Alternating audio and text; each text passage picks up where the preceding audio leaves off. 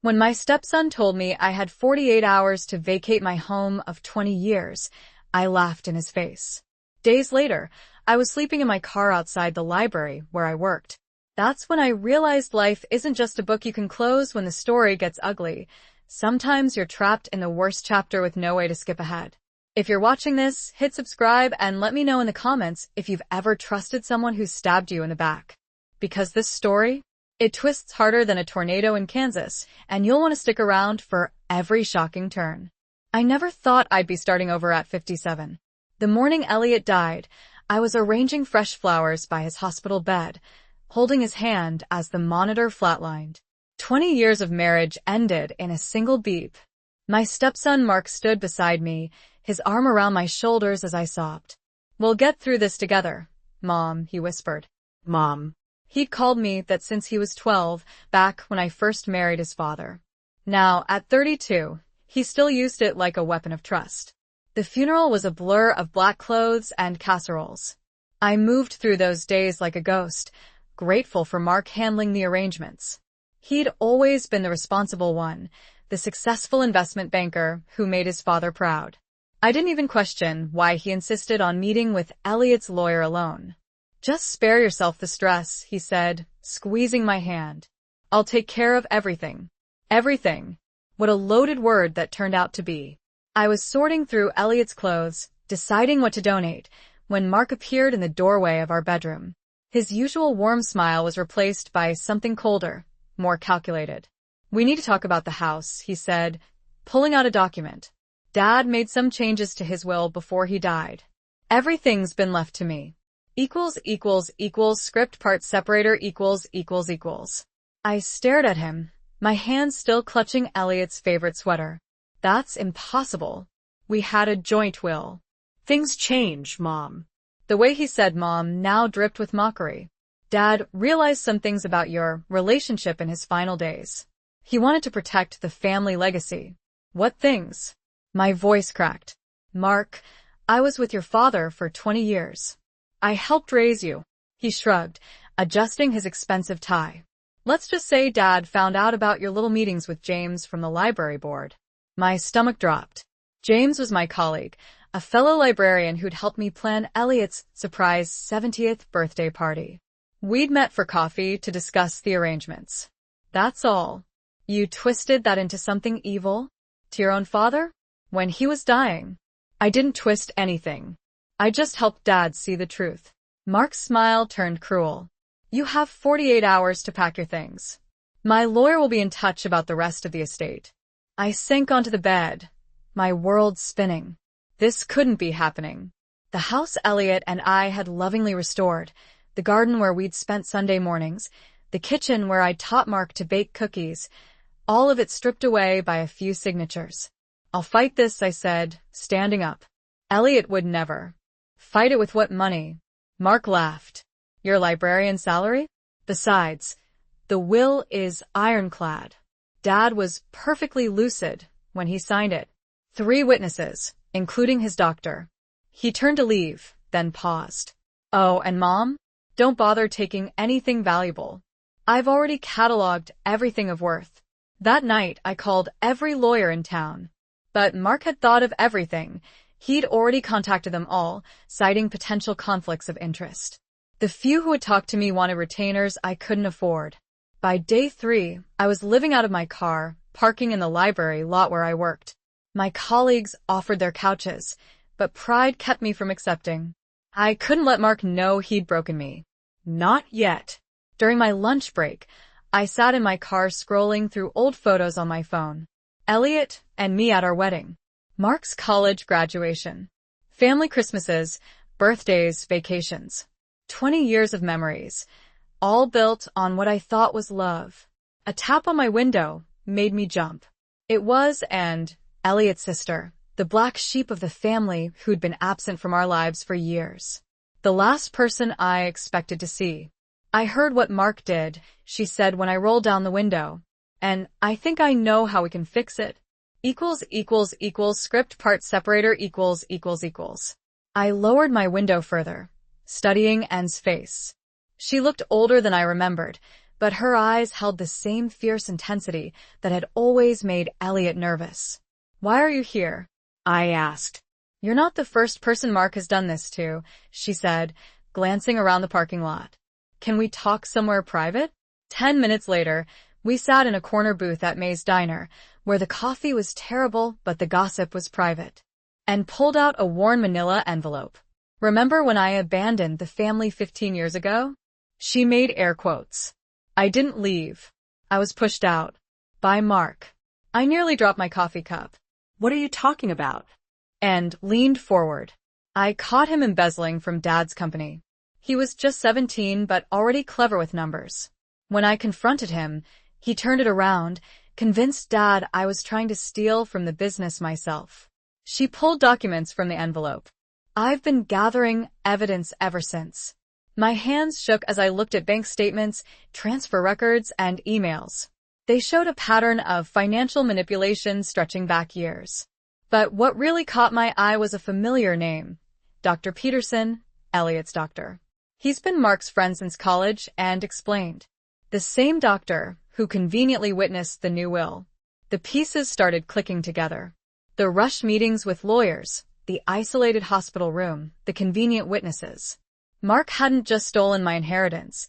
He'd been planning this for years. My phone buzzed. A text from Mark.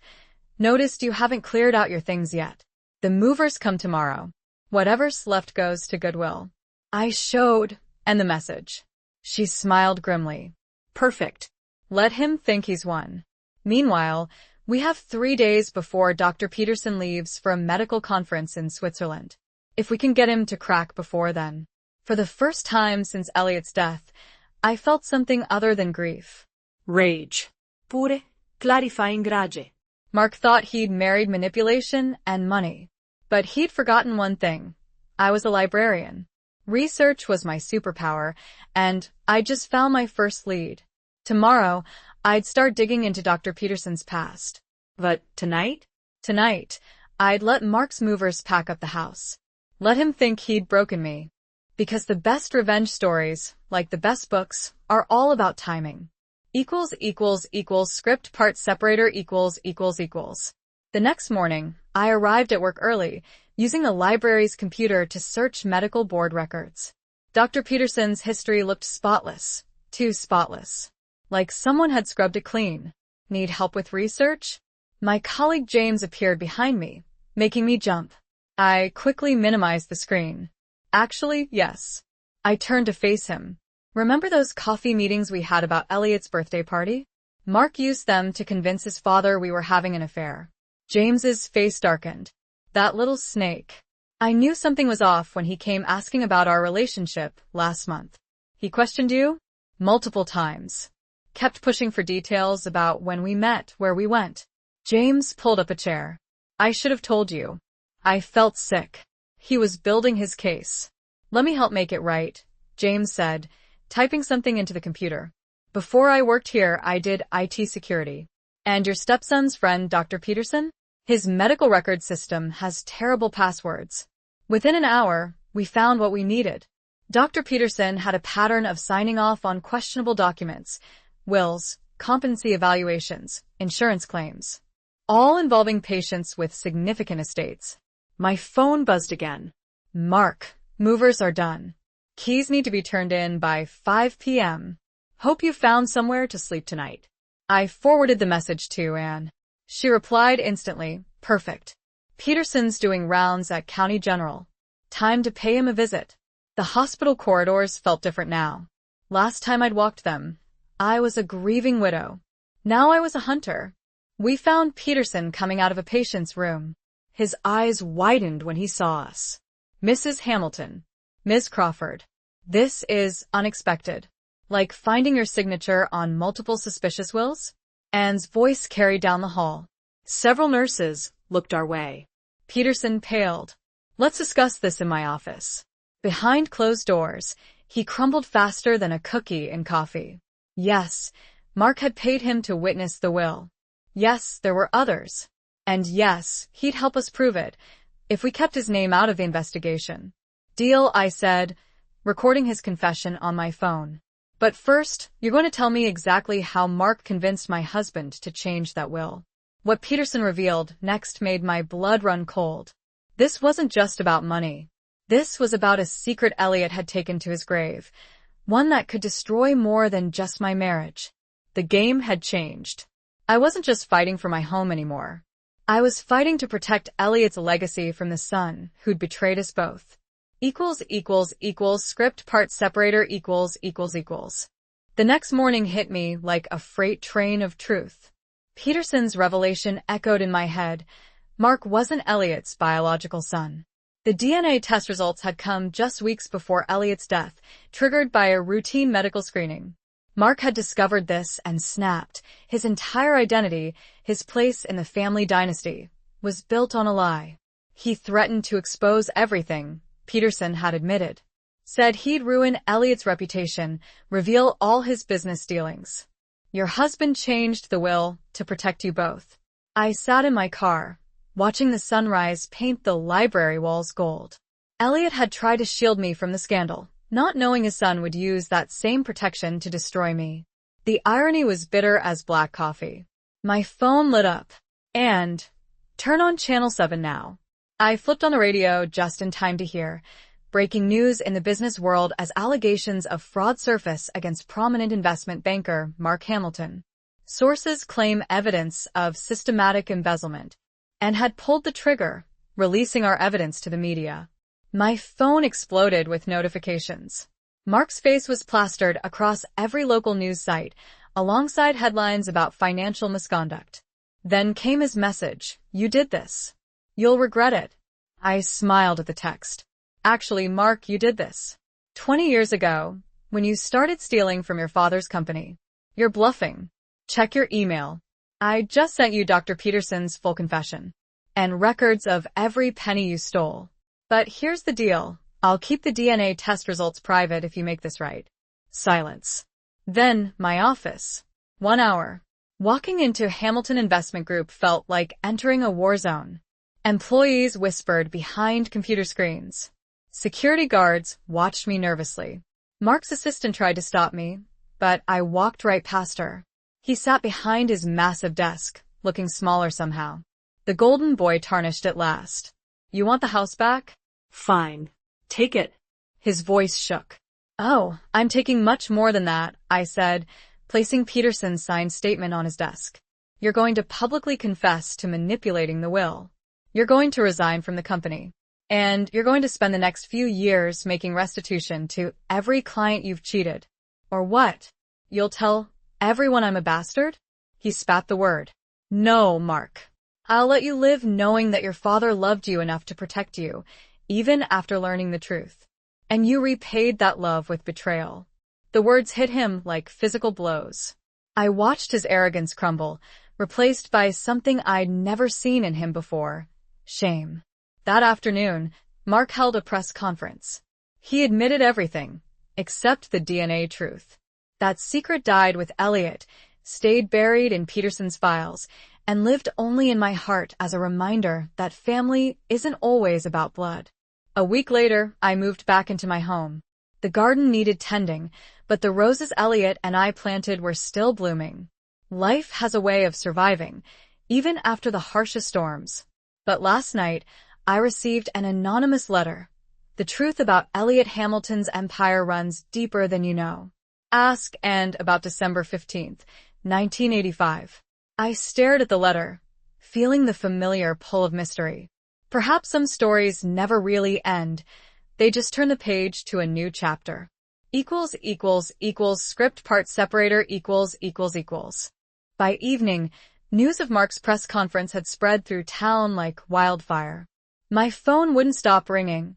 Reporters, old friends, even distant relatives suddenly remembering my existence. But I couldn't focus on any of it. That mysterious letter about December 1985 haunted me. I called and, trying to keep my voice casual, "Remember when you helped me expose Mark? Well, I've been thinking about other family secrets. The silence on the other end stretched too long." And? "Who told you about December?" Her voice had lost its usual confidence. "So something did happen. Meet me at the old boathouse. Tonight." Come alone. She hung up. The Hamilton family boathouse hadn't been used in years. It stood at the edge of Lake Morrison, a weathered sentinel keeping watch over dark waters. As I pulled up, my headlights caught, and pacing on the dock. "I never thought this would come back," she said when I approached. Elliott swore he'd buried it all. Buried what? She pulled out an old photograph. In the yellowed image, I recognized a younger Elliott standing next to a man I'd never seen before. Both were smiling, but their eyes held something tense. Between them was a briefcase. This was taken the day everything changed, and whispered. The day Elliott chose power over principles. The day Thomas Morrison disappeared. The name hit me like a slap. Thomas Morrison, the lake's namesake, the town's former mayor, the man whose mysterious vanishing had become local legend. Elliott was involved in that? Involved? And laughed bitterly. Oh, he was more than involved. He orchestrated it. And I helped him cover it up. Before she could continue, headlights swept across the boathouse. A black SUV pulled up behind my car. "Were you followed?" And hissed. But I was staring at the driver stepping out. It was James from the library, and he was holding a gun. "Hello, ladies," he said. "I believe you have something that belongs to my father." Script part separator equals. Suddenly, everything clicked into horrible focus. James Morrison, of course. How had I never made the connection? The friendly librarian who'd helped me expose Mark was Thomas Morrison's son. "Get in the car," James ordered, his gun steady. "Both of you." "James, please," I started. "Whatever happened?" "What happened?" His laugh was harsh. "Your husband and his precious sister orchestrated my father's disappearance to take control of Morrison Development. They buried the evidence along with him." And stepped forward. "That's not exactly." The gun swung toward her. 30 years I've waited for proof. Now I find out the great Elliott Hamilton's widow is digging into December 1985? Perfect timing. We walked to his SUV, gravel crunching under our feet. The lake lapped quietly behind us, keeping its secrets. "You helped me expose Mark," I said. "Was that part of your plan?" James smiled grimly. "The son destroying the father's legacy? Poetic justice. But now." He opened the SUV's back door. "Now we're going to take a little drive to where it all ended." As we pulled away from the boathouse, my phone buzzed in my pocket. I subtly glanced down. A text from Mark. "Mom, where are you? Police found something in Dad's old files." Urgent. But James took a sharp turn onto Forest Road, heading deeper into darkness. Toward the truth about Elliott, and possibly toward the same fate Thomas Morrison had met 30 years ago. The SUV's headlights cut through fog as we climbed higher into the mountains. And sat rigid beside me, her face unreadable. She knew where we were going. She'd been here before, that December night when everything changed. What I didn't know yet was that Mark's text wasn't just a warning. He'd already set something in motion that would make this night even more dangerous than the one 3 decades ago. Script part separator equals. The SUV lurched to a stop near Morgan's Cliff. Even in darkness, I could see why they'd chosen this spot 30 years ago. The drop was steep, the waters below deep and unforgiving. "Out," James commanded, gesturing with the gun. The wind whipped around us as we stood at the cliff's edge. James kept his distance, weapon trained. "This is where they dumped his car," he said. "Made it look like suicide. But Dad never would have killed himself. Not with a baby on the way." I turned to and sharply. Elliott knew his wife was pregnant. Elliott knew everything and whispered. That's why we had to act. Thomas was going to expose the whole operation. The fake contracts, the laundered money, everything. James stepped closer. "And now you're both going to sign full confessions. Then we'll see how the lake feels about 2 more suicides." But as he reached into his jacket for papers, headlights suddenly flooded the clearing. Multiple vehicles surrounded us, and a familiar voice boomed through a megaphone. "James Morrison, drop your weapon." Mark emerged from behind a police car, bulletproof vest visible under his suit. "Did you really think Dad wouldn't leave evidence? He documented everything about that night, including your father's real cause of death. James's gun hand trembled. What are you talking about? Thomas Morrison died of a heart attack during that meeting, Mark said. Everything after, the car, the cliff, that was panic. Cover-up of a death, yes. But not murder. I watched James's world crumble just as mine had days before. The revenge he'd planned for 30 years was built on a lie. Script part separator equals. The gun clattered to the ground as James collapsed to his knees. 3 decades of hatred, of calculated revenge, all based on a misunderstanding. Police officers moved in swiftly, securing the weapon and cuffing him. Mark pulled me away from the cliff's edge, his hand gentle on my arm. I found Dad's private safe last night, he explained. Everything was there, his detailed account of that night, Thomas Morrison's death certificate, even photos. He kept it all as insurance. But why help me now? I asked, studying his face in the harsh police lights. Because you taught me something about truth, he said quietly. When you exposed my fraud, you could have revealed everything, including the DNA test. But you chose mercy. Dad would have done the same. And joined us, her composure finally cracking. I've carried this secret so long, she whispered. Thomas wasn't just some corrupt businessman threatening Elliott. He was going to expose everyone involved in the development scheme, judges, politicians, police chiefs. The whole town would have collapsed. So you protected the status quo by hiding an accidental death, I said. The price of power. The price of survival, Mark corrected. Dad knew the truth would come out eventually. That's why he left all the evidence where I'd find it. He trusted me to make it right. As we drove back down the mountain, I watched James through the police car window. He'd spent his life chasing a ghost, just as I'd spent weeks pursuing revenge against Mark. Both of us had been trapped in stories we'd told ourselves about betrayal. But real life isn't like library books, with clear heroes and villains. Sometimes good people make terrible choices. Sometimes betrayal wears a friendly face. And sometimes the truth sets everyone free, even if it's not the truth we wanted. When we reached my house, Mark hesitated before leaving. There's something else in Dad's papers, he said. About my biological father. I held up my hand. Some stories, I think, are better left on the shelf. He nodded, understanding. Then paused again. Mom? I really am sorry. For everything. This time, when he called me Mom, it held no mockery. Only hope. Script part separator equals. As I settled back into my home over the next few days, the revelations kept hitting like aftershocks. Elliott's secret safe hadn't just contained evidence about Thomas Morrison. There were files on everyone in town, leverage he'd never used but carefully preserved. Mark helped me sort through it all, both of us learning who our husband and father really was. A man who'd played a dangerous game with power but tried to protect those he loved. Even his final betrayal, changing the will, had been an attempt to shield both Mark and me from the fallout he knew was coming. The media circus eventually died down. James Morrison took a plea deal, avoiding prison in exchange for his testimony about other corrupt officials from that era. And finally stopped looking over her shoulder, though she still wouldn't go near the lake. But peace never lasts long in a town built on secrets. One morning, I found an envelope in my mailbox containing a single key and a note. Storage Unit 23, Central Lock and Store. What's inside will change everything you think you know about Elliott's death. The handwriting was familiar, Dr. Peterson's. But he was supposed to be in Switzerland. Unless. I called Mark immediately. He arrived within minutes, looking as unsettled as I felt. Should we open it? I asked, turning the key over in my hands. He took a deep breath.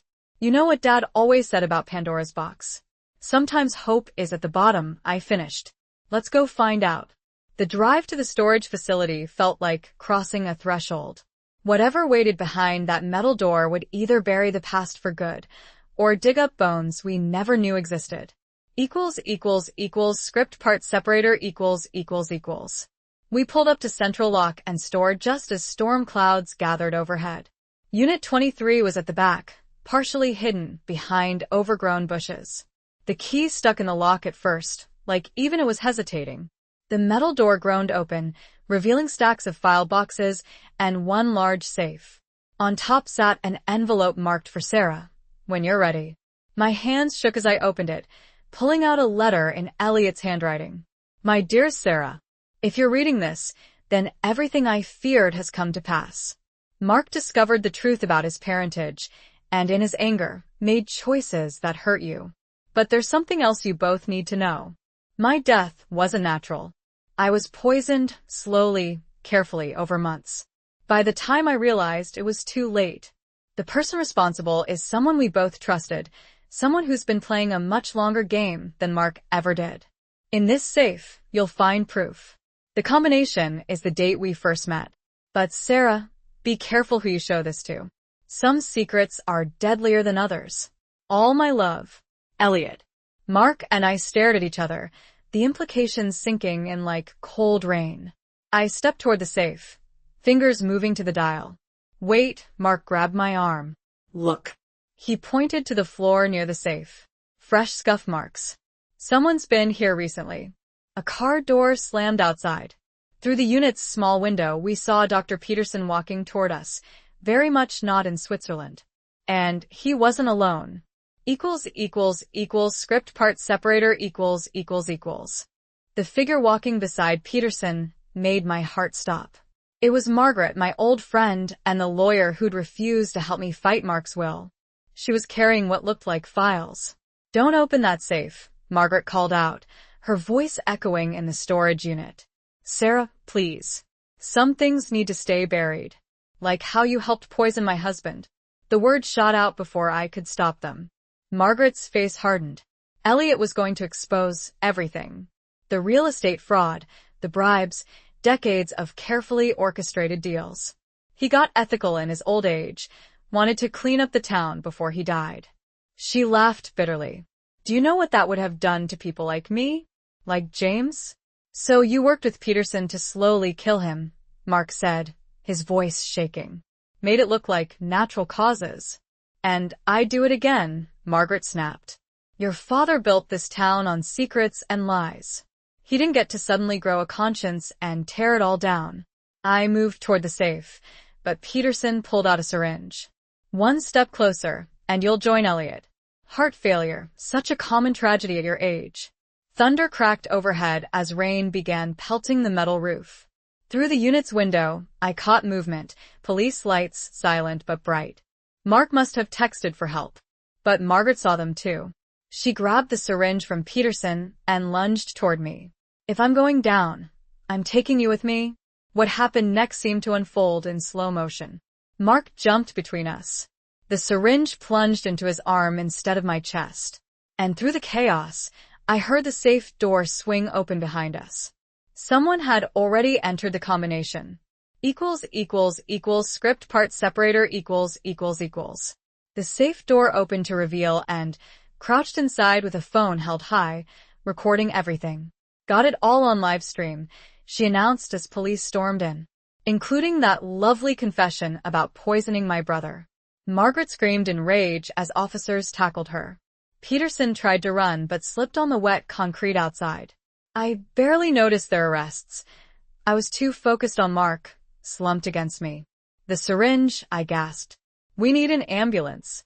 But Mark was already standing, unsteady but alive. It's saline, he said. I switched it earlier when Peterson's car was parked at the hospital. Figured he'd try something like this. And emerged fully from the safe, holding up more files. And these prove everything. The poison purchases, the money trails, every player in their little scheme. She smiled grimly. Elliott may have kept secrets, but he learned from the best. As paramedics checked Mark and police collected evidence, I sat reading through Elliott's final letter again. He'd known he was being poisoned, known who was responsible, but chose to protect us with his silence until we were ready for the truth. Mom? Mark touched my shoulder. You okay? I looked up at my stepson, the boy who'd betrayed me, then helped save me, and finally risked his life for me. Just thinking about second chances, I said. And how sometimes the happy ending isn't the one you expected. He nodded, understanding. Speaking of endings, he held up one last file from the safe. Dad left something else. His real last will, the one he wrote after he knew he was dying. He left everything to both of us. Together.